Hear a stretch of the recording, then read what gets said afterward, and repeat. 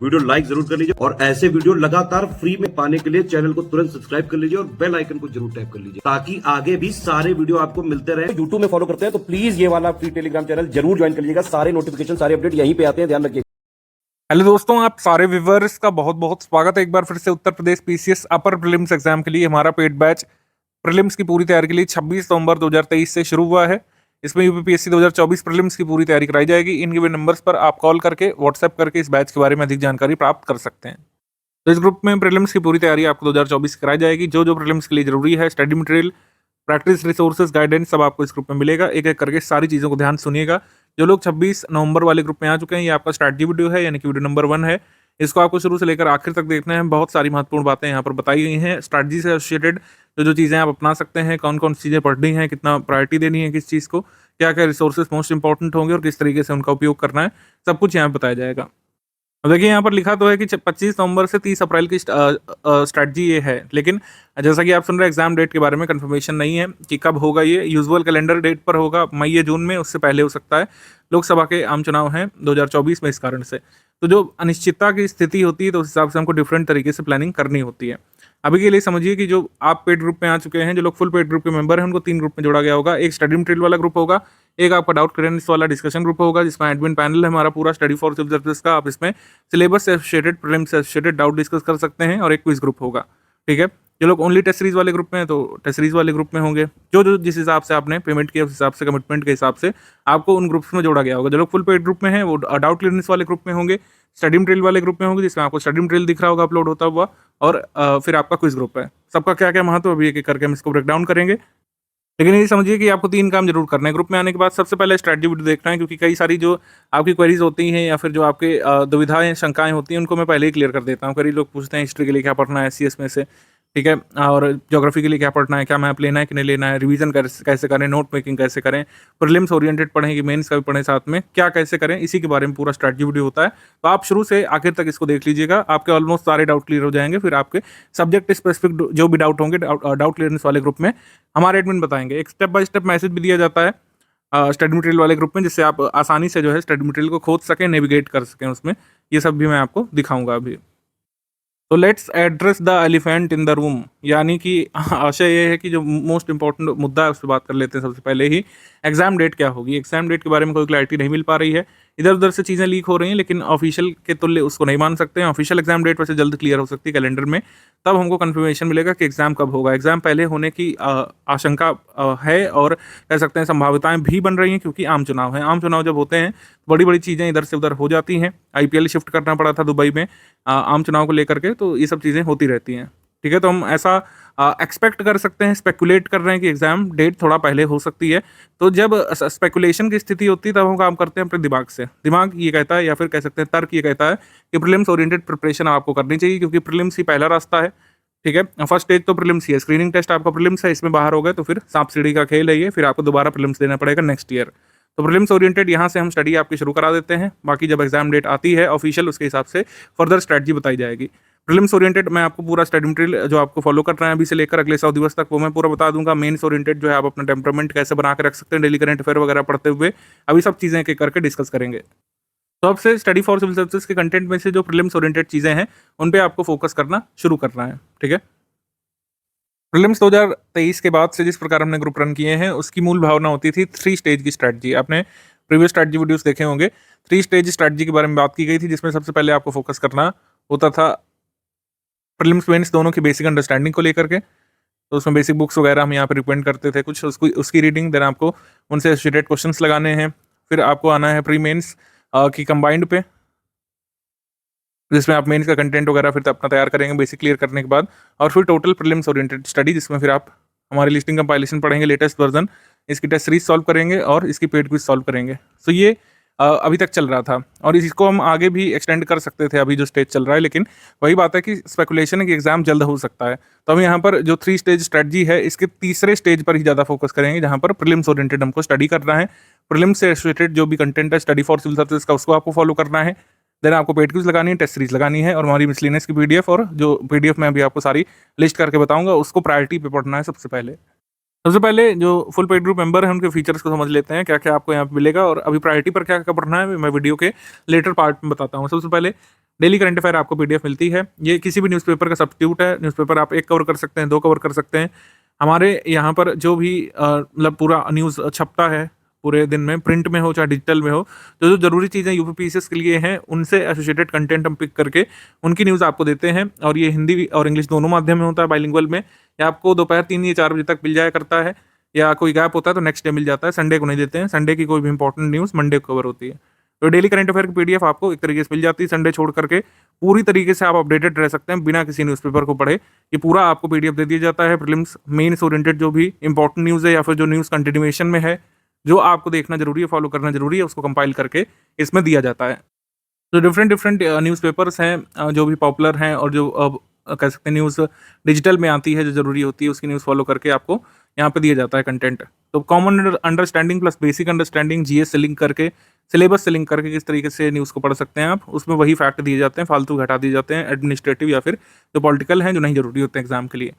तो आप रिवाइज करते रहते हैं मोस्ट इंपॉर्टेंट टॉपिक्स एग्जाम से कंसर्न, जैसे कई सारे आप स्टैटिक फैक्ट्स भी उसमें तैयार करते रहेंगे। कहीं पर मान लीजिए भूकंप आया या फिर कहीं पर ज्वालामुखी विस्फोट हुआ तो उस एरिया के अराउंड जितने भी वोल्केनोज हैं उनकी लिस्ट देते हैं हम लोग। उनके अराउंड जितने भी जोग्राफिकल फीचर्स हैं, रिवर हैं या फिर डेजर्ट हैं या फिर उससे पहले कभी वोल्केनो बस्ट हुआ है कि नहीं हुआ है, तो ये सब चीज़ें हम देते रहते हैं। किसी भी कह सकते हैं जोग्राफिकल लोकेशन पर न्यूज़ बन रही है तो जोग्राफिकल फीचर्स वहाँ के क्या क्या हैं और क्या क्या आपके एग्जाम के लिए ज़रूरी हो सकते हैं उनको रिपीट करते हैं। कई सारे टॉपिक लगातार कंटिन्यूएशन रहते हैं, जैसे एसडीजी बहुत इंपॉर्टेंट पोर्शन है यूपीपीसीएस का। इससे संबंधित कई सारी रिपोर्ट आती हैं, कई सारे अपडेट्स आते हैं। तो एसडीजी आपका रिवाइज होता रहता है कि कितने गोल, कितने टारगेट हैं, कब तक हमको इसको अचीव करना है और एसडीजी का बैकग्राउंड या फिर उसकी हिस्ट्री क्या है, ये सब भी आपको पता चलता रहता है। फिर सेकंड चीज़ हम लोग मंथली करंट अफेयर देते हैं जिसका वीडियो मंथ में एक बार आता है। ठीक है, अब जो है मंथली करंट अफेयर वो प्री स्पेशल होता है।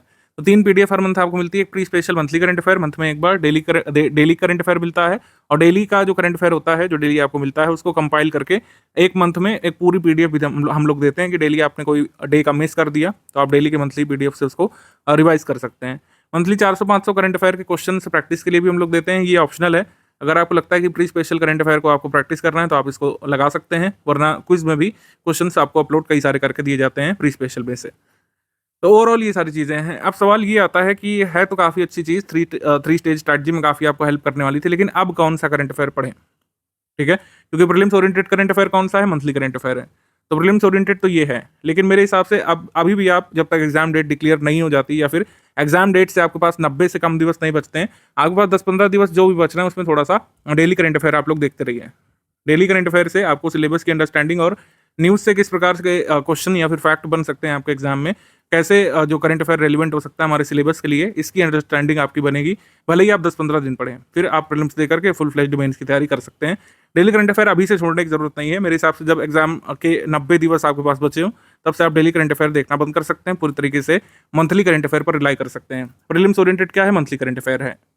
तो प्री की मंथली करंट अफेयर स्पेशल आपको हर मंथ की 4 तारीख तक मिल जाती है। जैसे अभी तक आपको हमने दे दिया होगा अक्टूबर तक अपलोड करके।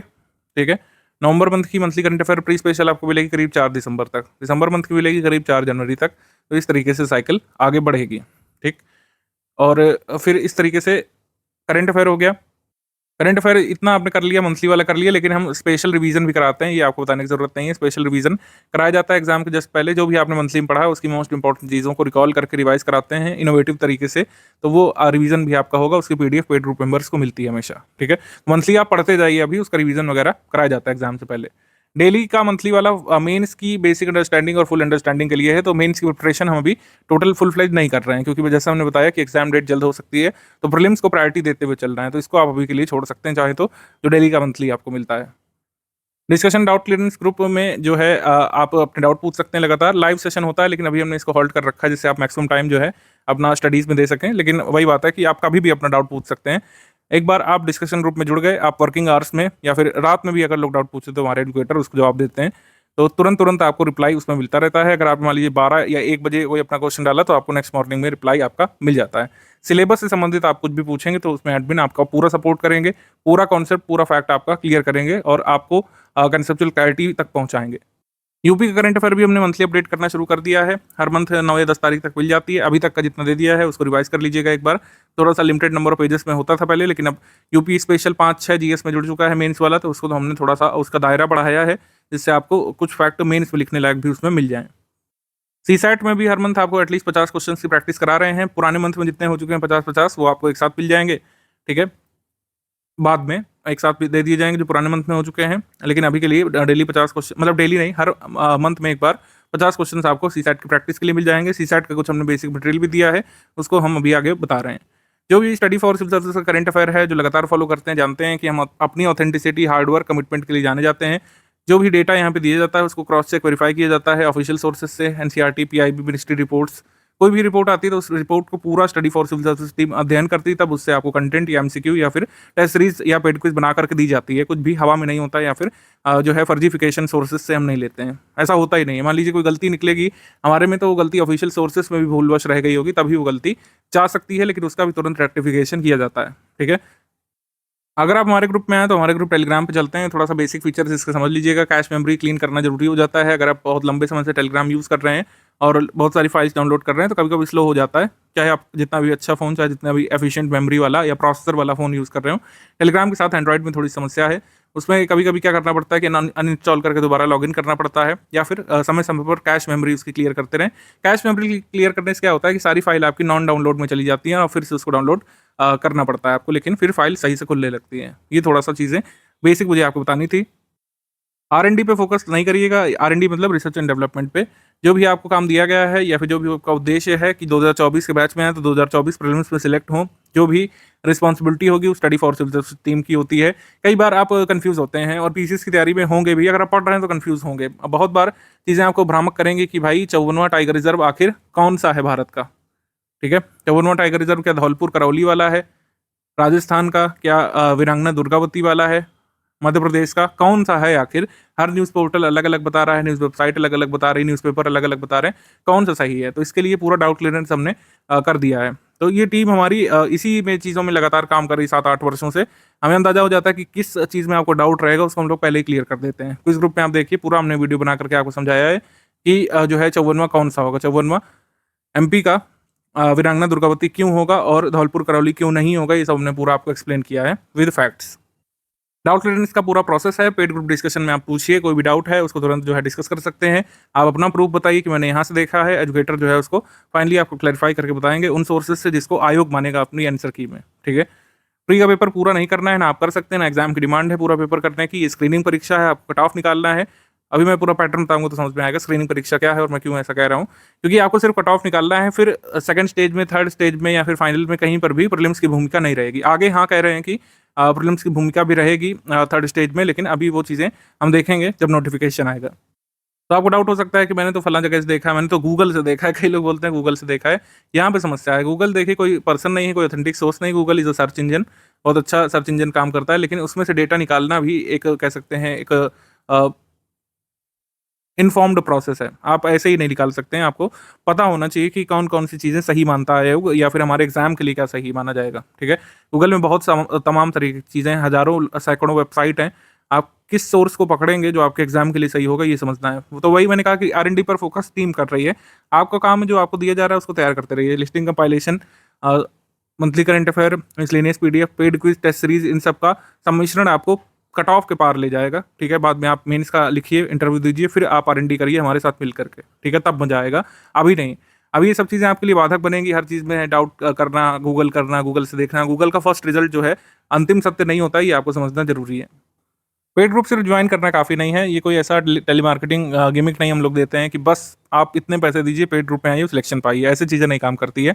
आपने हमको पे किया, आप पेड ग्रुप में आए, तीसरा स्टेज है उसमें पढ़ना, उसमें अच्छी तरीके से हमारे रिसोर्सेज को फॉलो करना और अपने डाउट वगैरह क्लियर करते हुए, अच्छे तरीके से चीज़ों को रिवाइज करते हुए, सिलेबस कंप्लीट करते हुए, पेपर अच्छा करते हुए मार्कशीट में और एग्जाम में कट ऑफ भी क्लियर करना। तो ये तीसरा स्टेज है।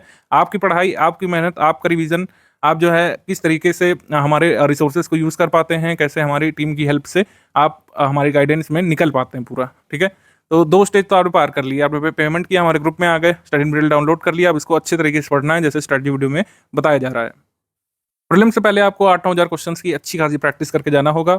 आंसर राइटिंग के बिना मेंस नहीं निकल सकता है, और इसी तरीके से अब आज का सत्य यही है कि बिना एमसीक्यू सॉल्व किए आपका प्रीलिम्स एग्जाम नहीं निकल सकता है, या फिर बहुत मुश्किलों में निकलेगा। ठीक है, कई बार कट ऑफ आपका मिस होगा। इससे अच्छा है कि एक अच्छी तैयारी करिए। यहाँ पर 8-9 हज़ार क्वेश्चन प्रैक्टिस करने ही करने हैं, आपको खुद से नहीं करना है। जो मैंने बताया क्या रिसोर्सेस रहेंगे, एससीएस की पेड क्विज, एससीएस की टेस्ट सीरीज यहाँ पर, ठीक है, और एससीएस के एमसीक्यू बैंक, और एससीएस का ही पीवाईक्यू कंपाइलेशन। पीवाईक्यू कंपाइलेशन का मतलब है कि हमने ईयर वाइज जो आपको previous year questions complete previous year के पेपर कंपाइल करके दिए हैं उसके क्वेश्चंस लगाइए, और टॉपिक वाइज जो हमने दिए हैं उसके क्वेश्चंस चाहे तो आप लगा सकते हैं। क्वेश्चन सेम रहेंगे, ईयर वाइज लगाएंगे तो ईयर वाइज आपको मिलेंगे, टॉपिक वाइज लगाएंगे तो सारे टॉपिक क्वेश्चन एक जगह पे मिल जाएंगे। मतलब जितने हमने पीवाईक्यू कंपाइलेशन अपने ग्रुप में दिए वही आपको लगाना है। इधर उधर के पब्लिकेशंस को अवॉइड करना है, क्योंकि वहाँ पे वॉल्यूम बहुत ज़्यादा बढ़ा दिया जाता है क्वेश्चंस का, और कई सारे ऐसे क्वेश्चंस डाल दिए जाते हैं जिसका यूपीपीसीएस के सिलेबस से कोई लेना देना नहीं होता है। प्रीलिम्स ओरिएंटेड कंटेंट का जो क्रक्स है, लिस्टिंग और कंपाइलेशन, जो लेटेस्ट वर्जन जो आपको ग्रुप में प्रोवाइड कराया जाएगा। 2 पीडीएफ हो भी चुके हैं आपको प्रोवाइड आज ही। एक पर्यावरण की कंपाइलेशन हम लोग आपको दे चुके हैं, पर्यावरण की कंपाइलेशन लिस्टिंग, और राज्य व्यवस्था यानी पॉलिटी की कंपाइलेशन लिस्टिंग आपको दे चुके हैं। विज्ञान की आपकी 29 नवंबर को आएगी, 2 से 3 दिवस बाद, 3-4 दिवस बाद। ज्योग्राफी की आ जाएगी 10 तारीख को, हिस्ट्री की आएगी 30 को, और इकोनॉमी की आएगी 25 जनवरी को। इकोनॉमिक थोड़ा सा लेट इस वजह से किया जा रहा है क्योंकि इसमें सिर्फ कंपाइलेशन पीडीएफ मिलती है। इसमें स्टैटिक के साथ हमको थोड़ा सा करंट अफेयर लेटेस्ट अपडेट करना होता है, तो एकदम लेटेस्ट के साथ अपडेट करके आपको 25 जनवरी को मिलेगी, और ये बिल्कुल सफिशिएंट होगी एग्जाम के लिए। मिसलेनियस पीडीएफ जो है आपको दी जा चुकी होगी, मिसलेनियस टॉपिक्स की, उसमें जो भी कोई अपडेट होंगे एग्जाम से करीब आपको 25 दिवस पहले उसमें जो भी जरूरी अपडेट होंगे बता दिए जाएंगे। अपडेट किस तरीके के होते हैं? अपडेट इस तरीके के होते हैं, जैसे मान लीजिए कोई ऑर्गेनाइजेशन है, आसियान है, तो इसके हेड बदल गए, ऐसा हो सकता है। कोई नया एग्रीमेंट इसका साइन हो गया, कोई नई डिक्लेरेशन इसके संबंध में आ गई। हालांकि ये सारी चीज़ें मंथली करंट अफेयर में ऑटोमेटिकली कवर हो जाती हैं। कोई हेड चेंज हुआ, कोई मेंबर कंट्री बदल गया, कोई हेडक्वार्टर किसी का चेंज हो गया, कोई पॉलिसी बदल गई, ठीक है, कोई भी चेंजेस हुए जरूरी उसको मंथली करंट अफेयर में कर देते हैं। लेकिन मिसलेनियस पॉइंट ऑफ व्यू से भी एक बार हम इसको अपडेट करेंगे, और आपको सारे अपडेट प्रोवाइड कराते हैं हम लोग एग्जाम से 30-25 दिवस पहले, ठीक है। ये हमेशा हर साल करते हैं, और उसी तरीके से आपको लाभ मिलता है। पर्यावरण की राज्य व्यवस्था की दी जा चुकी है, आगे इस क्रम में आपको कंपाइलेशन लिस्टिंग मिल जाएगी। सब्जेक्ट वाइज आपको इन्हीं को तैयार करना होगा, फर्दर किसी बुक को पढ़ने की जरूरत नहीं पड़ेगी। शुरुआत में क्या कर सकते हैं, जब तक ये साइंस की, ज्योग्राफी की, हिस्ट्री की, इकोनॉमिक कंपाइलेशन नहीं मिल रही, तब तक क्या कर सकते हैं मैं भी वीडियो के आगे हिस्से में बता रहा हूँ। पैटर्न यानी कि परीक्षा योजना को देख लेते हैं कैसे क्या रहेगा। सबसे पहले आपका प्रीलिम्स का स्टेज है, और ये आपका कह सकते हैं स्क्रीनिंग टेस्ट होता है। स्क्रीनिंग इसमें क्या होता है, इसमें 2 पेपर होते हैं। GS1 का पेपर होगा जिसकी तैयारी के लिए ग्रुप है पूरा। सीसैट का भी सपोर्ट इस बार हमारी टीम देगी आपको, कंटेंट भी दिया गया है, और टेस्ट वगैरह आपके में होते रहेंगे। आप सवाल भी सीसैट के ग्रुप में पूछ सकते हैं, डिस्कशन ग्रुप में। तो 2 पेपर होते हैं। सबसे पहले पर ज़्यादा फोकस करते हुए कट ऑफ इसी से डिसाइड होता है। 150 क्वेश्चन जो आपके GS के आते हैं, GS1 पेपर इसको कहा जाता है। GS2 पेपर सीसैट का होता है, क्वालिफाइंग नेचर का होता है। क्वालिफाइंग नेचर का आशय है कि आपको इसमें 33% मार्क्स यहाँ पे लाने होंगे, और ये लाना अनिवार्य होगा। हालांकि इसके ऊपर जितना भी लाएंगे उससे कोई लाभ नहीं मिलने वाला है। 33% हर हाल में आपको स्कोर करना ही करना है, तभी आपकी GS की OMR बुकलेट इवेलुएट की जाएगी। फिर आपका मेंस एग्जाम है, पूरा क्रक्स इसी का होता है, क्योंकि जो मेरिट बनती है वो इन्हीं के नंबर से बनती है। सिलेबस का आइडिया आपको होगा, सिलेबस बदल चुका है इस वर्ष से। इस साल क्या हुआ था कि GS1 के मतलब GS1, GS2, GS3, GS4, GS5, GS6 इस तरीके से पेपर हुए थे। ऑप्शनल वगैरह अब हट चुका है, किसी तरीके का कोई ऑप्शनल सब्जेक्ट नहीं पूछता है। यूपीपीसीएस अपने मेंस एग्जाम में पहली बार ऐसा हुआ था, मतलब 2023 वाले इस मेंस में। तो 1500 नंबर का आपका होता है। ये सारे GS के पेपर्स कितने नंबर्स के होते हैं? 200-200 के होते हैं। तो इस तरीके से ये हो गया। 1200 नंबर इधर हो गए। 150 नंबर यहाँ पर समान हिंदी के होते हैं, और 150 नंबर यहाँ पर ऐसे के होते हैं। समान हिंदी का पेपर यहाँ पर कंपलसरी होता है, इसके मार्क्स मेरिट में जुड़ते हैं। कई सारे लोग अलग अलग से पूछते हैं, तो मैं बता दे रहा हूँ फिर से। हिंदी के मार्क्स जुड़ते हैं मेरिट में, जो आपका 1600 नंबर में फाइनल मेरिट बनती है इंटरव्यू मिला करके, उसमें हिंदी के 150 मार्क्स जुड़ते हैं, ठीक है, ये ध्यान रखिएगा। तो हिंदी और ऐसे हो गया 150 + 150। ऐसे में क्या है, ऐसे में आपका ऑप्शन होता है कि आप ऐसे को हिंदी माध्यम में भी लिख सकते हैं, ऐसे को इंग्लिश माध्यम में भी लिख सकते हैं। ये कई सारे लोग पूछते हैं बार बार, तो मैं क्लियर कर दूं, ऐसे को उर्दू माध्यम में भी लिख सकते हैं। 3 लैंग्वेज का ऑप्शन होता है उत्तर प्रदेश पीसीएस के ऐसे में। फिर आपका 100 मार्क्स का यहाँ पर पर्सनालिटी टेस्ट या फिर इंटरव्यू होता है। तो इस तरीके से 1500 + 100 इस तरीके से आपकी मेरिट बनती है आउट ऑफ 1600। 1600 में जो भी नंबर आप स्कोर करेंगे वो डिसाइड करेगा कि विभिन्न जो पोस्ट अनाउंस होती हैं उसमें कौन सी पोस्ट आपको मिलेगी भी या फिर नहीं। तो इसी वजह से इसको स्क्रीनिंग टेस्ट कहा जाता है प्रीलिम्स एग्जाम को, क्योंकि कहीं पर भी मेरिट एस्टिमेशन में इसके मार्क्स का अभी रोल नहीं रहता है। अभी प्रस्ताव आए हैं कि जो है स्क्रीनिंग टेस्ट का भी रोल रहा करेगा, लेकिन जब नोटिफिकेशन आएगा या फिर आगे जो फर्दर इस पर बातचीत होगी तभी इस पर बातचीत करेंगे। अभी यही पैटर्न फॉलो किए जाने की उम्मीद है कि प्रीलिम्स एक स्क्रीनिंग परीक्षा होगी।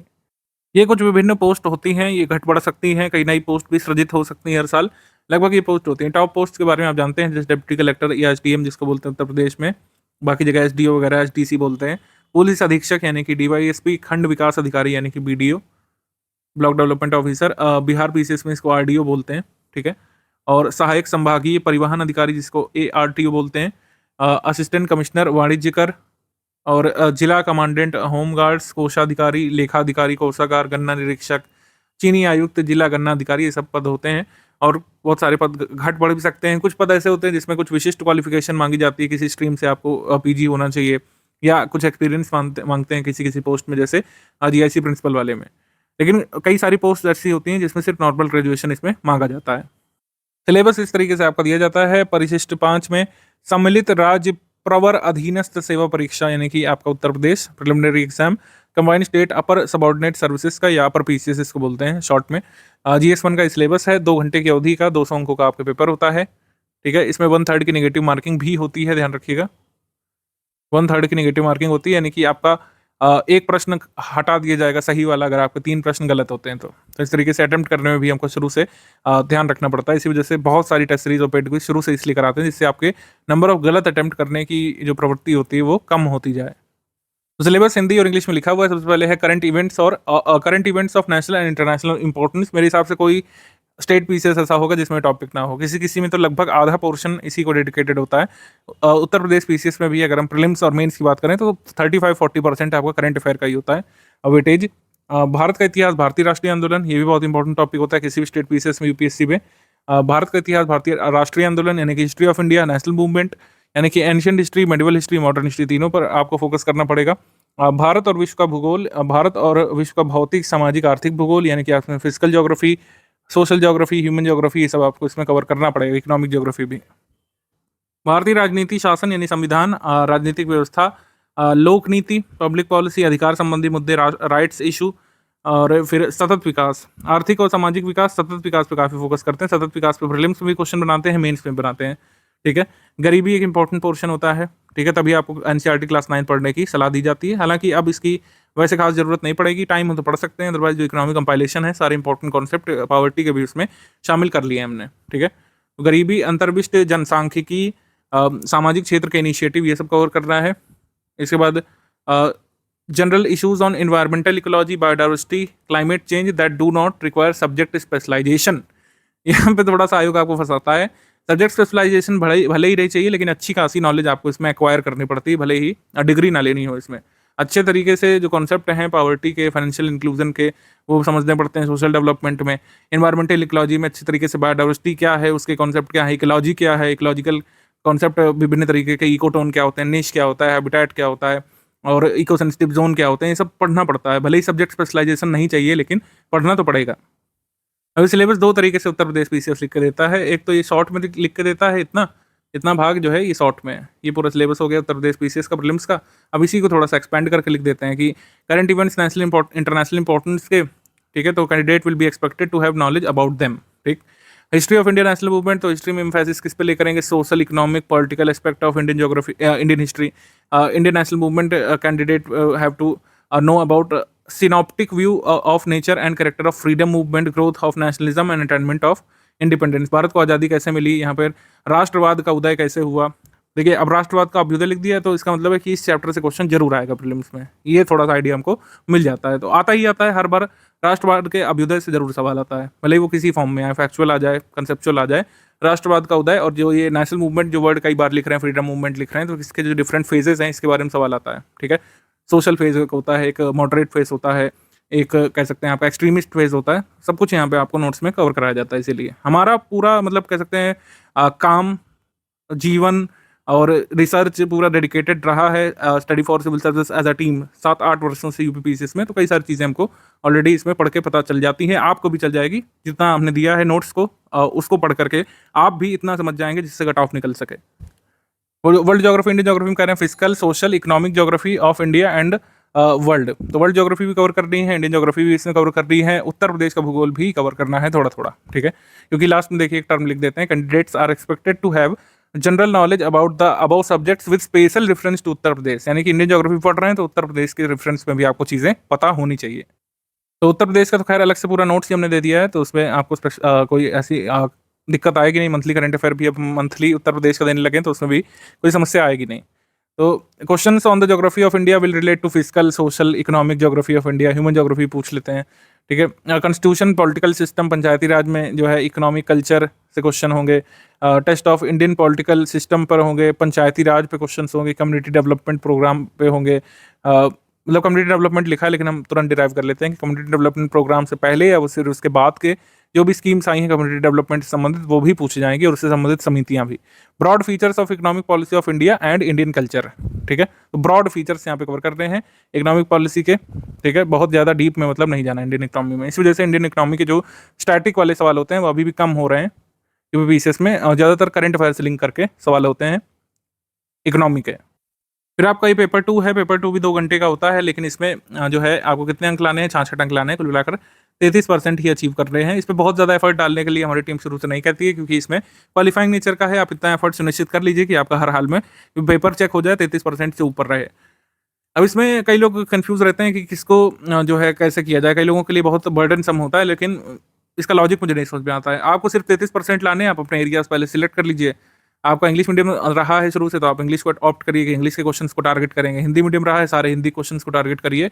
और बीच बीच में आप देखते रहिए कि कौन कौन से इस पूरे सिलेबस में, सीसैट के सिलेबस में आपके इंटरेस्ट के विषय हैं जो आपको अच्छे लग सकते हैं। अलजेब्रा किसी किसी को पसंद होता है, भाता है इंजीनियर्स को, या फिर जो पूरा साइंस बैकग्राउंड से आते हैं, ज्योमेट्री किसी किसी को पसंद है, स्टैट्स पसंद है, अरिथमेटिक तो मतलब मेरे हिसाब से आउटसाइड वाले भी कर सकते हैं जिस लेवल का पूछा जाता है, ठीक है। इसके अलावा इंग्लिश लैंग्वेज में भी जो चैप्टर्स हम लोग 10th में हर कोई पढ़ते हैं, हिंदी मीडियम वाले भी इंग्लिश विषय तो पढ़ते ही हैं एटलीस्ट 10th में, तो उसी संबंध में ये प्रश्न पूछते हैं। थोड़े से ट्रिकी टिपिकल प्रश्न भी होते हैं कई बार, लेकिन इतने नहीं होते हैं कि आपको कट ऑफ निकालने से रोक सके। 33% आसानी से इसमें अचीव किया जा सकता है आज भी, क्योंकि पेपर का पैटर्न चाहे जितना चेंज हो रहा हो, सीसैट आज भी प्रीवियस ईयर पेपर जैसा ही आता है। कुछ एक क्वेश्चन टफ हो जाते हैं, वो कुछ एक ईजी आ जाते हैं अगले साल, लेकिन आप निकाल सकते हैं। इतना मैं आपको विश्वास दिलाता हूँ कि जो कंटेंट आपने दे दिया है सीसैट का, उसको आप अच्छे से तैयार कर लें, थोड़ा प्रैक्टिस कर लें, क्योंकि सीसैट में प्रैक्टिस का महत्व है। प्रैक्टिस भी पीवाईक्यू से करिएगा, पीवाईक्यू देख लीजिए अच्छे से। जो आप टारगेट करने वाले हैं एरियाज, उनके पीवाईक्यू अच्छे से लगा लीजिए, उनसे संबंधित क्वेश्चंस लगा लीजिए। जो 50 क्वेश्चंस आपको हर मंथ कराए जाएंगे सीसैट की प्रैक्टिस, उनको अच्छे से कर लीजिए। मेरे हिसाब से इस पर ज़्यादा दिक्कत होने वाली नहीं है सीसैट में। कई सारे क्वेश्चन जनरल अवधारणा पर आधारित होते हैं। इंग्लिश और हिंदी में कॉम्प्रिहेंशन पैसेज या फिर जो अपठित गद्यांश होता है, उसमें किसी भी स्किल की ज़रूरत नहीं होती, थोड़ा सा कॉमन नॉलेज की, क्योंकि जो भी आपका पोर्शन दिया हुआ है उसी में से आपको कॉम्प्रिहेंड करना है कि अच्छा हाँ इससे ये मतलब निकल रहा है। पैराग्राफ पढ़ के उत्तर देना है हिंदी और इंग्लिश में, 10-12 सवाल तो यहीं से निकल जाते हैं। आपको चाहिए कुल 33, बाद में आप और जगह स्कोर कर सकते हैं, ठीक है। काफ़ी सारी चीज़ें जो मेंस की समान हिंदी होती है उससे लिंक होके होते हैं, ठीक है, हिंदी के पोर्शंस में। तो मेरे हिसाब से कोई बहुत ज़्यादा डिफिकल्ट नहीं होना चाहिए, लेकिन आप बिल्कुल इसको इग्नोर नहीं कर सकते हैं। पीवाईक्यू पढ़ना मस्ट है, प्रैक्टिस करना यहाँ पे ज़रूरी है। एटलीस्ट जितने question study for civil services आपको एक पंथ में देगा उतने लगा लीजिए और पीवाईक्यू सारे सॉल्व कर लीजिए। और जितना कंटेंट जैसे हमने दिया है, हिंदी का कुछ दिया है, तो कंटेंट आप हमारा पढ़िए, क्योंकि मार्केट में सिर्फ पीवाईक्यू ओरिएंटेड कंटेंट आ रहा है। नए क्वेश्चन के लिए आपको नहीं तैयार किया जाता है सीसैट में। सीसैट में उतने खैर नए आते भी नहीं, जो बात सच है। उसी पीवाईक्यू को अच्छे तरीके से इधर उधर करके पूछे जाते हैं सवाल। लेकिन मेरे हिसाब से इतनी तैयारी आपको करके रखनी चाहिए कि आप कॉम्प्रिहेंशन सॉल्व कर सकें हिंदी का और इंग्लिश का। आप कुछ यहाँ पर चैप्टर चूज कर लीजिए जो आपके इंटरेस्ट के हैं और उन्हीं को टारगेट करिए कि हाँ इनमें से आएगा तो हम क्वेश्चन सही करेंगे। ये तो आपको टेम्परामेंट बनाना पड़ेगा। अब कट ऑफ देख लेते हैं। कट ऑफ से डिसाइड होता है कि हमको कितना मतलब अपने को पुश करना है सिलेबस के प्रति, सिलेबस की कवरेज में, सिलेबस की तैयारी में कितना हमको अपने को एक्सटेंड करना है, ठीक। तो इसका अंदाजा थोड़ा थोड़ा मिलता है। पोस्ट से कट ऑफ का ज़्यादा लेना देना नहीं देखा गया है नंबर ऑफ पोस्ट से। कुछ लोग कहते हैं कि पोस्ट बहुत कम है, कट ऑफ बहुत ज़्यादा जाएगा, ऐसा नहीं होता है। फिर पोस्ट बहुत ज़्यादा है, कट ऑफ कम जाएगा, ऐसा भी नहीं होता है। तो ये पूरा जो कट ऑफ सिस्टम है यूपीपीसीएस का, वो आधारित है कि पेपर कैसा आया है, ठीक है। 2018 का पेपर इजी मॉडरेट साइड आया था और पोस्ट भी 900 समथिंग थी अगर आप देखें, लेकिन कट ऑफ कितना गया, 126 नंबर गया, यानी कि 94.5 सही क्वेश्चन आपको करने थे आउट ऑफ 150। क्योंकि 200 नंबर का पेपर होता है, क्वेश्चन से 150 होते हैं, ये क्लैरिटी रखिए सबसे पहले। 200 नंबर और क्वेश्चंस कितने आते हैं, नंबर ऑफ क्वेश्चंस 150 क्वेश्चंस, ठीक है। तो 2019 में 117 कट ऑफ यहाँ पर गया था, 87.75 क्वेश्चन आपको सही करने थे, 117 नंबर 200 में लाने थे। 2020 में आपको 200 में से 110 नंबर ही चाहिए थे, यानी कि 82.5 क्वेश्चन आपको 150 में से चाहिए थे। 2021 में 115 कट ऑफ गया था 200 में से, यानी आपको 150 में से 86.25 सही क्वेश्चन चाहिए थे। 2022 कट ऑफ ही आ चुका है ऑफिशियल। मैं टॉप पोस्ट के लिए बता रहा हूँ, डिटेल्ड कट ऑफ आप अलग से डाउनलोड करके देख सकते हैं, अलग अलग कैटेगरीज को लाभ मिलता है रिजर्वेशन का। मैं कट ऑफ टॉप पोस्ट यानी जनरल पोस्ट के लिए बता रहा हूँ, जो सबसे ज़्यादा माना जाता है, सबसे ज़्यादा में से ही आपको टारगेट करना चाहिए, ठीक है। 2022 में 111 कट ऑफ गया था, 150 क्वेश्चन में से आपको 83.28 क्वेश्चन सही कर रहे थे, 200 नंबर में से 111 नंबर चाहिए थे, ठीक। तो ये कहानी है कुल मिला करके। तो टारगेट यहाँ पे क्लियर हो जाता है एस्पिरेंट के लिए कि वर्तमान समय में आप 100 से 105 क्वेश्चन के अराउंड अगर टारगेट करके चलते हैं कि हमको 150 में से पाने हैं, निगेटिव मार्किंग हटा करके, डिस्प्यूटेड क्वेश्चन को ना मानते हुए, तब आप बहुत अच्छी स्थिति में रहेंगे। स्टडी फॉर सिविल सर्विसेज के स्टडी मटेरियल से आप आसानी से 120 से 125 सवाल कर सकते हैं। कुछ सवाल आप भूल भी सकते हैं, एफिशिएंसी आपकी कम हो सकती है, कंफ्यूज हो सकते हैं ऑप्शंस में। प्रेशर गेम भी होता है, बैटल ऑफ नर्व्स भी होता है। तो मान लीजिए आप थोड़ा सा इधर उधर लूज करते हैं अपने आप को, लेकिन 100 प्लस तो आसानी से पहुंचा जा सकता है स्टडी फॉर सिविल सर्विसेज को फॉलो करके। कई लोग आसानी से पहुंचे हैं, मेंस लिखे हैं इस बार, देखते हैं क्या होता है। पहले भी कई लोग हमारे सिलेक्ट हो चुके हैं, सबके इंटरव्यू पड़े हुए हैं, बताने की जरूरत नहीं है। मैं आपको क्या कहना चाह रहा हूँ, कहाँ पहुँचाना चाह रहा हूँ कि 100 से 105 क्वेश्चन का टेम्परमेंट अभी से लेकर के चलिए। टेस्ट सीरीज लगाते समय, पेड क्विज लगाते समय, पीवाईक्यू सॉल्व करते समय, कि अगर 150 क्वेश्चन लगा रहे हैं कहीं पर भी, तो आपके 100 से ऊपर सही जाने चाहिए। अच्छा, यहाँ पे कुछ लोगों को लगता है कि 115 मात्र कट ऑफ है, 200 में 111 है, 110 भी रहा है पहले, तो कितना हलवा है। यहाँ पे थोड़ा सा मैं सजग करना चाहूँगा आपको। पेपर का जो मतलब लेवल है, यूपीपीसीएस का पेपर बनाने के जो एक्सपर्ट हैं, वो किस तरीके के क्वेश्चन पूछते हैं, आप पीवाईक्यू खुद एक बार देखिएगा। बहुत चांसेस होते हैं यहाँ पर कंफ्यूज होने के, अगर आपने अच्छे से पढ़ाई और प्रैक्टिस ना की हो, ठीक है। और दूसरी चीज़ ये भी है कि 2-4 क्वेश्चन हर बार डिस्प्यूटेड होते हैं, और आयोग लगातार इस पर काम कर रहा है, लेकिन पता नहीं क्यों ये हर बार 2-4 क्वेश्चन जो है डिस्प्यूटेड हो जाते हैं। तो आपका गेम 150 में से नहीं, आपका गेम बचता है, आपका बैटल जो बचता है बैटल फील्ड में 146 मौकों में से ही बचता है, ये ध्यान के चलिए। 2-4 क्वेश्चन तो डिस्प्यूटेड हो जाते हैं, यहाँ पे सही भी हो सकते हैं, नहीं भी सही हो सकते हैं, इसकी क्लैरिटी आपको बहुत लंबे समय तक नहीं मिल पाती है। तो आप ये मान के चलिए 145 में से जो है आपको इतने लाने हैं। हर बार कुछ ना कुछ क्वेश्चन डिस्प्यूटेड हो जाते हैं। मैं आशा करता हूँ कि अगले साल से ना हो, लेकिन ऐसा हो रहा है लगातार। तो इसके लिए भी आपको तैयार रहना पड़ेगा, निगेटिव मार्किंग के सिनेरियो के लिए भी तैयार रहना पड़ेगा। तब आपको चाहिए 100 से लेकर 105 क्वेश्चन सही आउट ऑफ 150, निगेटिव मार्किंग हटा करके। यूपीपीसीएस के अपर प्रीलिम्स एग्जाम में किस सब्जेक्ट टॉपिक से कितने सवाल बनते हैं, ये भी आपको ध्यान रखना चाहिए। स्टडी ओरिएंटेशन में काफ़ी हेल्प करता है, और प्रायोरिटी सेट करने में भी किस सब्जेक्ट को कितना टाइम आप दे सकते हैं। हिस्ट्री में एंशिएंट मिडिवल मिलाकर के कुल मिलाकर 15 प्रश्न आए थे। आपके मॉडर्न हिस्ट्री से 11 सवाल यहाँ पे आए थे, एंशिएंट और मिडिवल से 15 इधर 2022 में, और 9 सवाल यहाँ पर मॉडर्न हिस्ट्री से। मॉडर्न हिस्ट्री जहाँ पर लिखा हुआ है, ये मानिए कि इंटरनेशनल मूवमेंट भी इसमें इंक्लूडेड है। 8 सवाल एंशिएंट मिडिवल से, 11 सवाल इंडियन हिस्ट्री नेशनल मूवमेंट से। यहाँ पे कुल मिलाकर 16 सवाल एंशिएंट मिडिवल से 2020 में, 6 सवाल मॉडर्न हिस्ट्री से, 13 सवाल एंशिएंट मिडिवल से, और 9 सवाल यहाँ पर modern Indian history national movement से। आप भी मान के चलिए कि 25 सवाल के अराउंड होते ही होते हैं हर हाल में, और इनकी संख्या 30 तक भी जा सकती है किसी पेपर में।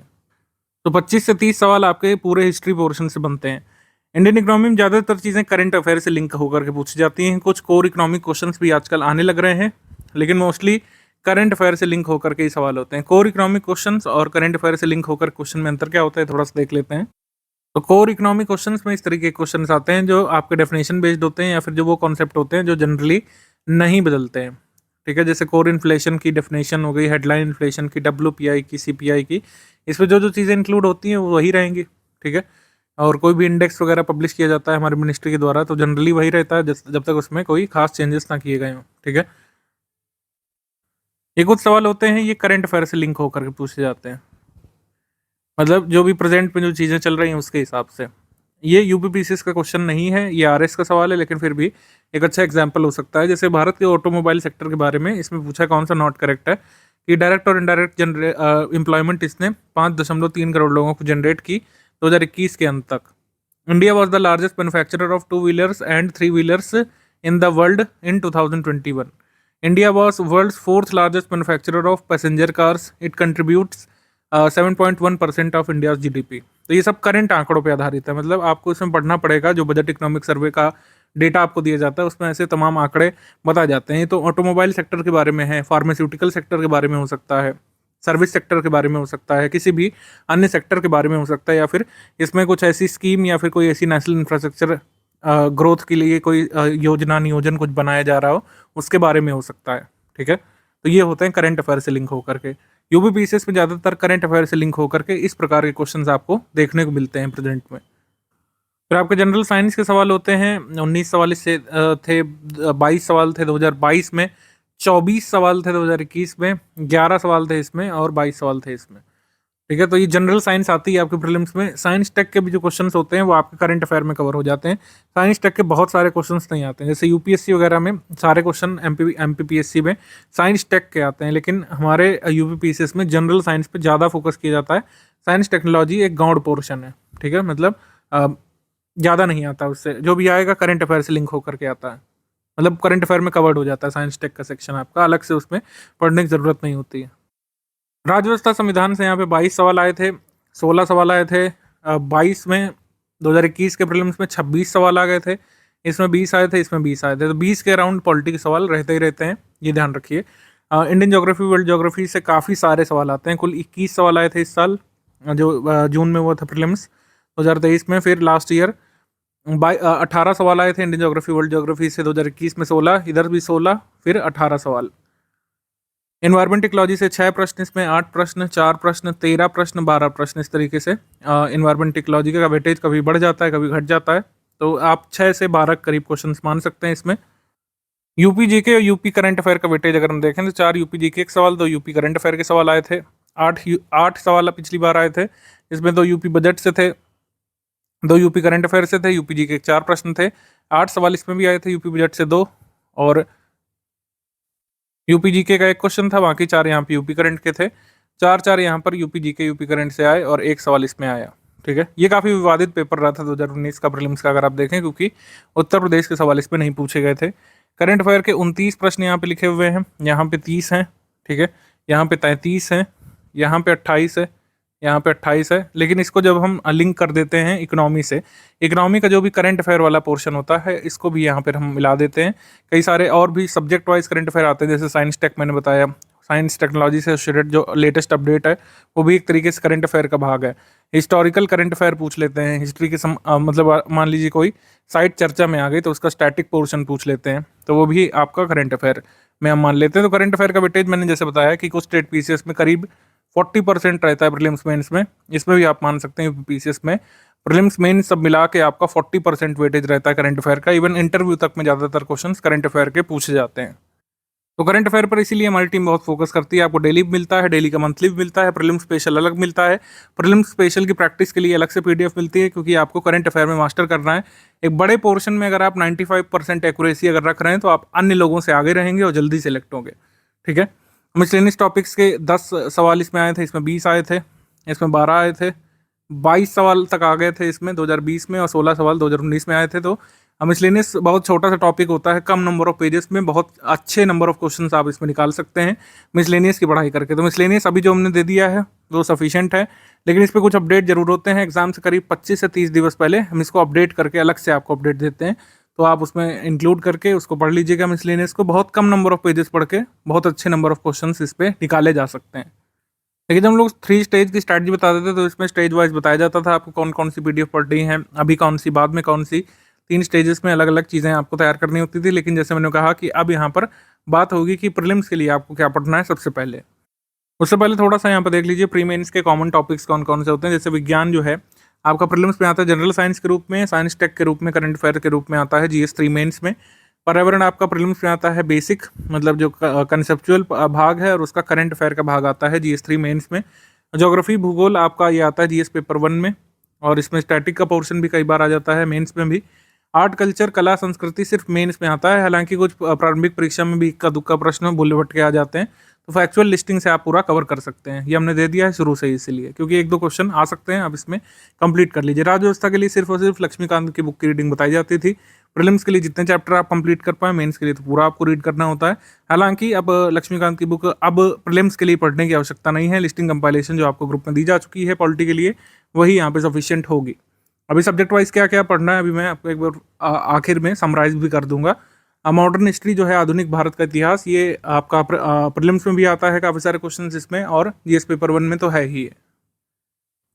3 स्टेज स्ट्रैटेजी में कुछ बुक्स की रीडिंग यहाँ पे बताई जाती थी। पॉलिटी की लक्ष्मीकांत की किताब, इसके बाद ज्योग्राफी के लिए क्लास 6 से लेकर 9 तक की 6 से लेकर 9th और 9th के बाद 9 से लेकर 12 तक के कुछ बुक्स यहाँ पे रिकमेंड करते थे हम लोग। ओल्ड एनसीईआरटी की आपको 3 किताब पढ़नी पड़ती थी, आर एस शर्मा की, सतीश चंद्रा की और विपिन चंद्रा की, ठीक है। इकोनॉमिक्स के लिए क्लास 9th वाली जरूर हम लोग रिकमेंड करते थे, लेकिन वही मैंने कहा कि अब इतना समय नहीं बाकी कि अब से सारी किताबें भी कंप्लीट कर सकें और हमारा मटेरियल भी पढ़ सकें। लेकिन परीक्षा अब शीघ्र होने वाली है, तो इस वजह से जो भी यहाँ पर अब मैं बताने जा रहा हूँ उस पर आपको प्रायोरिटी देनी है। कुछ स्पेसिफिक पीडीएफ्स यहाँ पे और जो आगे आपको कंटेंट दिया जाएगा उसके बारे में यहाँ पे समझ लीजिए। अगले 100 डेज में इन चीज़ों पर आपको प्रायोरिटी देनी है, क्योंकि कंपाइलेशन और लिस्टिंग अभी हिस्ट्री की तुरंत नहीं मिलने वाली है आपको। ग्रुप की शुरुआत में ही जो डेट दी गई उसमें मिलेगी। तो हिस्ट्री के लिए आप अभी क्या कर सकते हैं, जो समरी पीडीएफ हमने दी है, अभी समरी पीडीएफ कौन सी है ये आपको अभी हम दिखा देंगे पेड ग्रुप में स्टडी मटेरियल कैसे देखें वाले वीडियो में, ठीक है। तो समरी पीडीएफ आपको इसमें पढ़ लेना है। बेसिक बुक भी हमने दी है उसमें, लेकिन वो रेफरेंस के लिए है, आप बेसिक बुक को अभी नहीं पढ़िए, ना इतना टाइम है। हिस्ट्री की आप समरी पीडीएफ पढ़ सकते हैं। हिस्ट्री में एंशिएंट की, मेडिवल की, मॉडर्न की समरी पीडीएफ आप पढ़ सकते हैं एक बार, जब तक फिर कंपाइलेशन लिस्टिंग आ जाएगी उसके बाद आपको उसी को पढ़ना है, इसको रिवाइज नहीं करना होगा। ज्योग्राफी हिस्ट्री बहुत शॉर्ट में हमने बेसिक आपके लिए समरी बना दी है, जिसको आप जब तक कंपाइलेशन लिस्टिंग नहीं मिल जा रही तब तक पढ़ सकते हैं। बाद में फिर कंपाइलेशन आ जाएगी, आपकी हिस्ट्री की आ जाएगी, ज्योग्राफी की आ जाएगी, पॉलिटी की ऑलरेडी दी जा चुकी है, इकोनॉमी की दी जा चुकी है, एनवायरनमेंट की दी जा चुकी है, ठीक है। साइंस की आपको मिल जाएगी, साइंस की कंपाइलेशन मिल जाएगी, इसको आपको पढ़ना होगा। और करंट अफेयर जो मंथली दिया जा चुका है उसको पढ़ना है, फिर उसका आपको सेक्शन वाइज रिवीजन भी हम लोग कराते हैं। लिस्टिंग की अगर हम बात कर लें तो इकोनॉमी छोड़कर बाकी सब्जेक्ट की लिस्टिंग आपको मिलती है यहाँ पे। हिस्ट्री की, ज्योग्राफी की, पॉलिटी की, इन्वायरमेंट की और साइंस की लिस्टिंग भी आपको इसमें मिल जाती है। बाकी जब नेक्स्ट मतलब कह सकते हैं नेक्स्ट ईयर आपका फेब मंथ में जब नया इकोनॉमिक सर्वे और नया बजट का डॉक्यूमेंट रिलीज होगा तो उसकी समरी भी आपको मिलेगी, वो भी आपको इकोनॉमिक साथ पढ़ना होगा। मिसलेनियस पीडीएफ आपको जो दे दी गई है उसको आप पढ़िए। मैंने कहा कि जो अपडेट होता है वो आपको एग्जाम से 25 दिवस या 30 दिवस पहले आपको उपलब्ध करा दिए जाएंगे। प्रैक्टिस के लिए आपको टेस्ट सीरीज लगानी है स्टडी फॉर सिविल सर्विसेज की, जिसका शेड्यूल इसमें इंक्लूडेड है आपकी स्ट्रैटेजी पीडीएफ में। पेड क्विज के सारे क्वेश्चंस आपको सॉल्व करने हैं, सारे मतलब सारे, ठीक है। आप चाहे बैक डेट से शुरू करिए, चाहे क्वेश्चन नंबर फर्स्ट से शुरू करिए, चाहे रिसेंट से पीछे की ओर जाइए, पेड क्विज के सारे क्वेश्चन आपको सॉल्व करने हैं, ठीक है। पेड क्विज से मैंने बताया नहीं शायद शुरू में, पेड क्विज जब से हमने शुरू की है इससे हर बार प्रीलिम्स पेपर में 40 से 45 plus question directly paid quiz से आते हैं, ठीक है। और इसके हमने कई सारे प्रूफ पहले भी दे रखे हैं। मंथली करंट अफेयर आपको पढ़ना है। मंथली करंट अफेयर कब से कब तक पढ़ना है, तो इसमें देखिए कंफ्यूजन रहती है जब एग्जाम डेट नहीं होती है। तो इसका एक सिंपल सीधा सोल्यूशन है, आप पीछे जाते हुए करंट अफेयर तैयार करिए। पीछे जाते हुए क्या मतलब है कि आप जो है सबसे पहले तैयार करिए अक्टूबर मंथ का मंथली वाला, फिर तैयार करिए आप सितंबर मंथ का, फिर आप तैयार करिए अगस्त का, अगस्त के बाद जुलाई का करिए, फिर आप जून का करिए। इस तरीके से आप करना चालू कर दीजिए और तब तक फिर एग्जाम डेट आपके सामने होगी, उस पर अलग से आपको ग्रुप में वॉइस मैसेज दे दिया जाएगा कि किस मंथ से किस मंथ तक का आपको कंप्लीट करना है, ठीक है। तो आप पीछे जाते हुए पढ़िए, तो आपको किसी से पूछने की ज़रूरत नहीं होगी, कोई कंफ्यूज होने की ज़रूरत नहीं होगी। करंट अफेयर के लिए मैं शुरुआत में बता चुका हूँ कैसे क्या करना है, लेकिन फिर से एक बार समझ लीजिए। करंट अफेयर में 4 तरीके की पीडीएफ आपको दी जाने की बात कही गई है, जिसमें डेली करंट अफेयर है सबसे पहले, फिर आपका उसी डेली करंट अफेयर का मंथली कंपाइलेशन दी जाने की बात कही गई है, मंथ एंड पे मिलता है। मंथली करंट अफेयर एक बार आपका मंथ एंड पे मिलता है जो कि प्रीलिम स्पेशल है, जिस पर आपको सबसे ज़्यादा ध्यान देना है। और टॉप 500 और 600 प्रैक्टिस क्वेश्चंस मिलते हैं, ये भी मंथली करंट अफेयर तैयार करने में काम आते हैं। सबसे पहली प्रायोरिटी आपको देना है मंथली करंट अफेयर जो आपको प्रीलिम स्पेशल वाला दिया गया है, जिस मंथ से जिस मंथ तक उतना सबसे पहले तैयार करेंगे। सबसे पहली प्रायोरिटी किसको देनी है, monthly current affair pre special वाले को। देखिए मैंने हाईलाइट भी कर दिया इसीलिए कि कोई मतलब अगर ध्यान से सुन ना रहा हो तो उसको पता चल जाए कि 4 में से ये वाली पीडीएफ इस समय मोस्ट इंपॉर्टेंट रहेगी। सबसे पहले आपको मंथली करंट अफेयर कंप्लीट कर देना है, और मंथली करंट अफेयर पढ़ना जरूरी है। हम रिवीजन भले ही कराएंगे इस मंथली करंट अफेयर का एग्जाम आने पर, लेकिन आपको पीडीएफ पढ़ के रखनी तो रिवाइज करने में आपको आसानी होगी। काफ़ी सारी चीज़ें आप पहले से तैयार कर चुके होंगे, बस हमको रिवाइज कराना होगा आपको।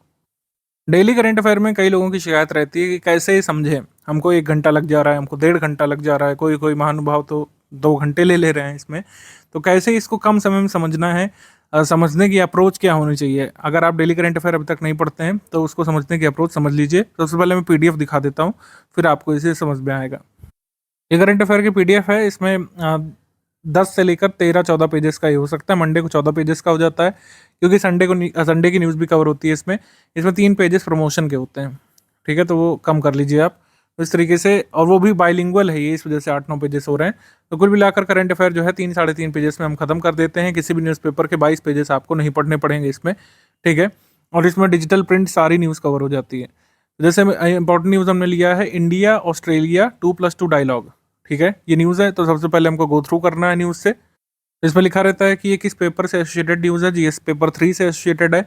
इंडिया और ऑस्ट्रेलिया ने अपना सेकंड 2+2 मिनिस्टीरियल डायलॉग किया है, और हम लोग ये कह सकते हैं कि क्वाड का जो अपकमिंग आपका समिट होना है उसके लिए ज़रूरी हो सकता है। इंडिया 2+2 डायलॉग जो है ये यूएस के साथ भी करता है, जापान के साथ भी करता है, तो एक तरीके से हम कह सकते हैं सभी क्वाड कंट्रीज़ के साथ इंडिया अपना 2+2 डायलॉग करता है। 2+2 का मतलब हो गया रक्षा मंत्री, विदेश मंत्री इसमें भाग लेते हैं, ठीक है।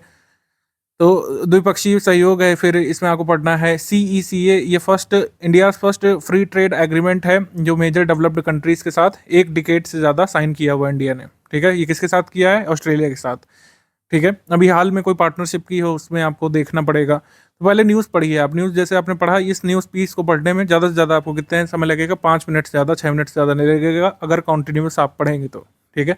अब फिर इसमें कुछ टेक अवेज आपको लेने होते हैं कि एकदम जो चीज़ें हम एकदम याद रखने वाले हैं, ठीक है। एकदम हम क्या चीज़ इसमें याद रखने वाले हैं, वही चीज़ या तो नोट करेंगे या तो अपने दिमाग में बैठाएंगे। तो सबसे पहले आपको ये समझना है कि आपको चीज़ों को जो है कॉम्प्रिहेंसिव बनाना पड़ेगा, शॉर्ट करना पड़ेगा उसको, और उसको समराइज़ भी करना पड़ेगा। जो न्यूज़ हमने पढ़ी जो करीब 4 पेजेस में लिखी हुई है, 3.5-4 पेजेस में कवर्ड है। तो इस तरीके से आपको समझना है कि जैसे ये आपका टॉपिक है इंडिया ऑस्ट्रेलिया 2+2 डायलॉग, ये है। देन इसमें हमने क्या समझा? इसमें हम ये समझने की कोशिश करते हैं कि इंडिया 2+2 डायलॉग पार्टनरशिप सारे क्वाड मेंबर कंट्रीज़ के साथ करता है। सारी क्वाड मेंबर कंट्रीज़ कौन कौन सी हैं? यूएस है, जापान है, ऑस्ट्रेलिया है और इंडिया है, ठीक। अब ECTA इंडिया ने अभी हाल में साइन किया था, अभी एक एग्जाम में पूछा भी गया था। इंडिया ने ऑस्ट्रेलिया के साथ ECTA साइन किया लास्ट ईयर, और उसको अभी इस साल अप्रूव किया था 2023 में मई के अराउंड। ECTA का मतलब है economic cooperation and trade agreement. ये ऑस्ट्रेलिया के साथ हमने अभी हाल में साइन किया है। क्वाड एक स्ट्रैटेजिक सिक्योरिटी डायलॉग है, ठीक है। ये एकदम से अस्तित्व में नहीं आया, धीरे धीरे करके अस्तित्व में आया। सबसे पहले इसकी बात हम लोग कह सकते हैं सब्सटेंशियल तौर पे करी गई थी 2007 में। हालांकि फर्स्ट क्वाड समिट जो है, इन पर्सन समिट, ये हुई थी सितंबर 2021 में हुई थी, कोविड के बाद। सितंबर 2021 में कोविड सेकेंड वेव के बाद हुई थी यूएस में। प्रधानमंत्री मोदी जी गए थे इसमें यूएस पार्टिसिपेट करने। अब यहाँ पर हम स्ट्रैटेजिक सिक्योरिटी डायलॉग की बात कर रहे हैं, तो हम यहाँ पर बात करेंगे जो डिफेंस एक्सरसाइजेज हैं जो हम ऑस्ट्रेलिया के साथ करते हैं और इन क्वाड कंट्रीज़ के साथ जो करते हैं, ठीक है। ऑस्ट्रेलिया के साथ हम लोग एक्सरसाइज करते हैं ऑस्ट्रा हिंद नाम से, ऑसिंडेक्स नाम से और काकाडू के नाम से। काकाडू वाली जरूर ध्यान रखिएगा क्योंकि इससे पता नहीं चल रहा है कौन कौन सी कंट्रीज इसमें शामिल है। क्वाड डिफेंस एक्सरसाइज मतलब क्वाड कंट्रीज जो डिफेंस एक्सरसाइज आपस में करती हैं वो होता है मालाबार, ये ध्यान रखना है आपको। इसके अलावा कुछ स्टैटिक फैक्ट चाहें तो नोट कर सकते हैं न्यूज़ के साथ। ये मैंने समझाने के लिए लिखा है आपको, ऐसा हो सकता है कि आपको इसमें कुछ भी नोट ना करना पड़े। आप ऑब्जर्व करेंगे कि अगर ये टॉपिक आता है तो हम इस तरीके से प्रीलिम्स की चीज़ों को कनेक्ट करेंगे आपस में, ठीक है। स्टैटिक फैक्ट आप नोट कर सकते हैं प्रीवियस पेपर के हिसाब से कि मरे डार्लिंग रिवर जो है, मरे डार्लिंग, ये लॉन्गेस्ट रिवर है ऑस्ट्रेलिया की।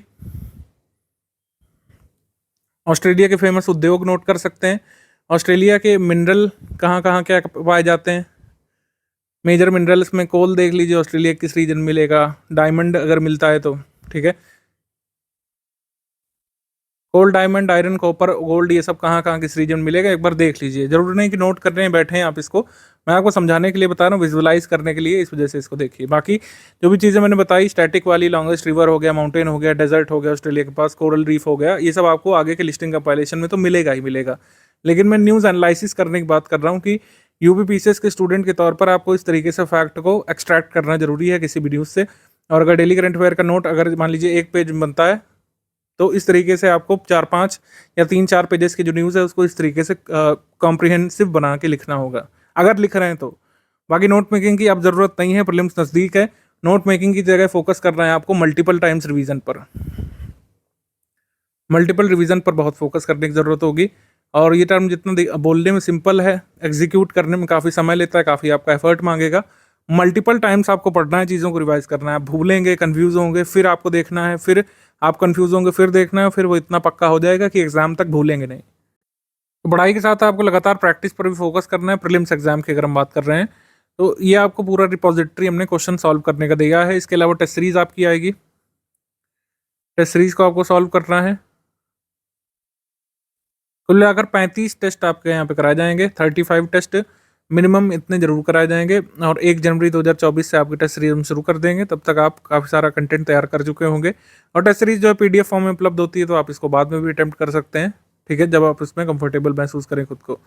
टेस्ट सीरीज आपकी 1 जनवरी 2024 से शुरू होगी और आपकी ये फाइनली फिनिश कर रहे हैं हम लोग 6 मार्च 2024 को। इसमें बदलाव हो सकता है, डेट्स टेंटेटिव हैं, तिथियां जो है पहले की जा सकती हैं, यानी प्रीपोन की जा सकती हैं, पोस्टपोन भी की जा सकती हैं एज पर एग्जाम डेट।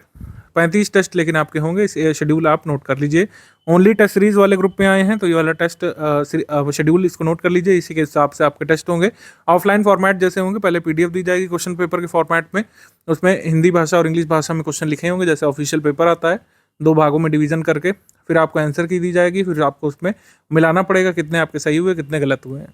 बाकी लगातार पेड क्विज से प्रैक्टिस करते रहिए। मान लीजिए आपको पहले क्वेश्चन पे पहुंचना है कि सबसे पहला क्वेश्चन कहाँ पे अपलोड किया गया है इसमें, तो सबसे पहला क्वेश्चन यहाँ पे आपको मिलेगा, पिंड मैसेज में आपको जाना है। यहाँ पे देखिए लिखा हुआ है first question link, first question link यहाँ पे लिखा हुआ है। और पेड क्विज कैसे अटेम्प्ट करते हैं, कैसे सही उत्तर देखते हैं, ये सब का भी आइडिया यहाँ पे दे दिया गया है। पहले सही कौन सा होता है, आपने गलत किया तो सही कैसे पता चलेगा, इसके लिए ये वीडियो बना हुआ है, इस वीडियो को देख सकते हैं। सही आंसर कैसे पता चलता है, नोट्स बनाने चाहिए या फिर नहीं, how to attempt paid quiz वाला चाहे तो देख लीजिए, इसमें मैंने बहुत विस्तार से इसको समझाया हुआ है। तो फर्स्ट क्वेश्चन के लिंक पे अगर हम आ जाएंगे, यहाँ पर हल्का सा आप टच कर दीजिए तो पहले क्वेश्चन पे आप आ चुके हैं।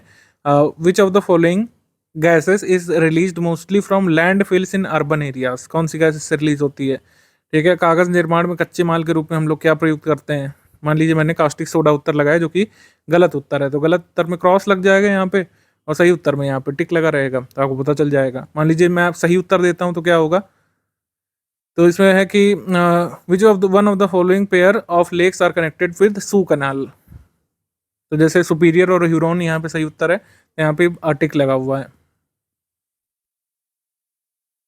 निम्नलिखित में से कौन सा एक मौलिक कर्तव्य नहीं है, तो मौलिक कर्तव्य जैसे मान लीजिए हम यहाँ पे देखें तो to promote villages and cottage industries, ये आपका मौलिक कर्तव्य में नहीं आएगा, तो यहाँ पे सही उत्तर लगा हुआ है। भारत में क्रेडिट रेटिंग एजेंसीज कौन कौन सी हैं, क्रिसिल भी है, केयर भी है, इकरा भी है, तो हम यहाँ पर जैसे इसको चूज कर देते हैं तो देखिए एनिमेशन हो जाता है दोनों तरफ से। एनिमेशन हो गया मतलब जो आपने उत्तर दिया और जो उत्तर है इस सवाल का वो एक ही है और आपने इसको सही उत्तर दिया। कहीं कहीं पर जहाँ जरूरी होता है वहाँ पर एक्सप्लेनेशन भी हम लोग लगाते हैं बल्ब में, जहाँ जहाँ जरूरी होता है वहाँ पर मिलेगा, सारे क्वेश्चन में नहीं मिलता है। तो इस तरीके से आप पढ़ सकते हैं। जैसे इसमें 15वें वित्त आयोग के अध्यक्ष के बारे में पूछा है और 15वें वित्त आयोग की अवधि क्या है उसको भी बता दिया, 2021-22 से 25-26 तक 5 साल की अवधि को कवर करेगा। लगभग सारी चीज़ें आपके सामने मैं क्लियर कर चुका हूँ। पहला टारगेट हमारा प्रीलिम्स रहेगा, प्रीलिम्स ओरिएंटेड स्टडी आपको अगले 100 दिवस तक करनी है। पहले प्रीलिम्स को पूरा टाइम देना है, बाद में अगर आप समय निकाल सकते हैं तो मेन सब बाकी चीज़ों पर थोड़ा सा ध्यान दे सकते हैं। अननेसेसरी स्पेकुलेशन से बचिए यहाँ पे, और शॉर्टकट बताने वाले लोगों से बचिए। शॉर्टकट कोई है नहीं सफलता का, ठीक है। और जो चीज़ें यहाँ पे बताई गई हैं वही करनी पड़ती हैं। पिछले 6-7 सालों से अगर जो लोग ये पूरा एग्जीक्यूट कर पा रहे हैं हमारा प्लान, तो निश्चित तौर पर सिलेक्ट भी हो रहे हैं लगातार। जो लोग नहीं कर पा रहे हैं वो नहीं हो रहे हैं। प्लान बताना हमारा काम है, कंटेंट देना हमारा काम है। पूरी मेहनत हम आपके साथ करेंगे, गाइडेंस यहाँ पर देंगे, अच्छे अच्छे क्वेश्चंस कराएंगे पेड क्विज में, टेस्ट सीरीज में पूरी जान झोंक देंगे, कंटेंट बनाने में पूरी जान झोंक देंगे। लेकिन जब तक आप जो है उसका उपयोग नहीं करेंगे, पढ़ाई करके उसको जो है फॉलो करके, उसको रिवाइज करके, उसके हिसाब से पेड क्विज लगा करके, मल्टीपल टाइम्स रिवीजन करके और उसका कह सकते हैं एनालिसिस करके मंथन नहीं करेंगे, तब तक जो है आप सिलेक्ट नहीं हो सकते हैं। फिर मतलब एक तरफा एफर्ट हो जाएगा ना सिलेक्शन के लिए, दोनों हाथ जब तक नहीं जुड़ेंगे एक साथ तब तक नहीं काम बनेगा, ठीक है। दोनों कड़ियों को यहाँ पर जुड़ना होगा, आपका एफर्ट और हमारा एफर्ट, तो यहाँ पर सिलेक्शन जरूर हो सकता है। मेंबर्स अपने डाउट कहाँ पूछे मैंने क्लियर कर दिया था, लेकिन फिर से बता दे रहा हूँ। डाउट क्लियरनेस वाले ग्रुप से आपको जोड़ा गया होगा। अगर आप फुल पेड ग्रुप मेंबर हैं तो डाउट क्लियरनेस वाले ग्रुप में आप पूछ सकते हैं अपने डाउट। वहाँ पर पूरा एडमिन पैनल है, दिन भर ऑनलाइन रहते हैं अलग अलग स्लॉट में। हमारे एजुकेटर्स, कोई भी आपका डाउट है प्रीलिम्स से एसोसिएटेड, तो वहाँ पर आप पूछ सकते हैं, तुरंत वहाँ पर आपका डाउट बताया जाएगा। वॉइस के माध्यम से आपके डाउट सॉल्व किए जाते हैं, कई बार पिक्स वगैरह ग्राफिक्स भेजे जाते हैं, और कई बार पूरा पूरा वीडियो जो है हमारे एजुकेटर आपके लिए बना करके देते हैं, जिसके कई एग्जाम्पल आपने अपने फ्री वाले टेलीग्राम में भी डाले हुए हैं, ठीक है। कोई भी आपका डाउट है आप वहाँ पर पूछ सकते हैं। बाकी अगर आपका ग्रुप ऐसा है जहाँ पर डिस्कशन ग्रुप का सपोर्ट आपने नहीं लिया है, तो ये ज्ञान सर का पर्सनल व्हाट्सएप नंबर है, इस पर आप अपनी क्वेरी भेज सकते हैं। इसमें विदिन 24 आवर आपको जवाब मिलने की उम्मीद होती है। केवल और केवल टेक्स्ट मैसेज के माध्यम से यहाँ पर बातचीत की जा सकती है। तो पेड ग्रुप में स्टडी मटेरियल कैसे देखें वाला वीडियो आप लोग देख लीजिए, वीडियो नंबर 2। उसमें सब बताया गया है, पीडीएफ का पासवर्ड वगैरह क्या है, कैसे आप डाउनलोड कर सकते हैं, कैसे प्रिंट कर सकते हैं, और प्रायोरिटी वाली पीडीएफ कौन कौन सी हैं, ये वीडियो नंबर 2 में बताया गया है। आप सबसे पहले ये दोनों वीडियोस देख लीजिए, फिर तुरंत ही जो है 6-7 घंटे की स्ट्रैटेजी बना करके आप अपनी 100 डेज के लिए जो प्रायोरिटी वाली प्रीलिम्स बेस्ड प्रिपरेशन मैंने बताया है उसको आप लोग शुरू कर लीजिए। ठीक है।